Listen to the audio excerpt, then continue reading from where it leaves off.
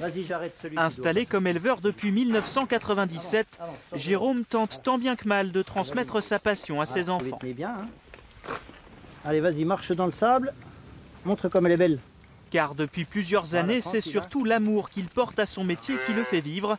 Ses revenus ne décollent pas.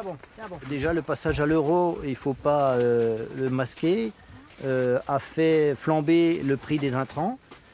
Malheureusement, il n'a pas fait flamber le prix des matières qui nous permettent de vivre, de créer du produit.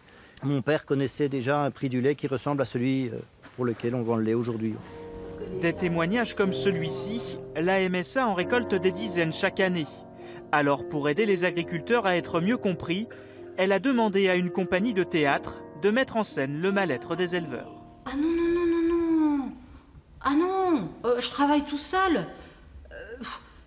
Les autres, ils sont au moins à 6-7 km, on ne peut pas travailler ensemble. Hein. S'il y avait un coup de main de temps en temps. Dans un spectacle nommé Agriculture, Claude Daniel est la voix des agriculteurs. La comédienne compile une vingtaine de témoignages recueillis en Aquitaine. En 1900, il y avait 50% d'agriculteurs. Donc toutes les personnes ont des liens avec des agriculteurs. Et du coup, on est tous concernés par la situation des agriculteurs. Et je me suis rendu compte que la Franche-Comté et l'Aquitaine, c'est à peu près pareil au niveau du revenu annuel des agriculteurs. Et au niveau du paysage, je pense qu'ici, on n'est pas dans une agriculture très intensive. Si le théâtre peut permettre une meilleure compréhension du monde agricole, c'est bien aux politiques que revient la responsabilité de pérenniser l'activité des agriculteurs.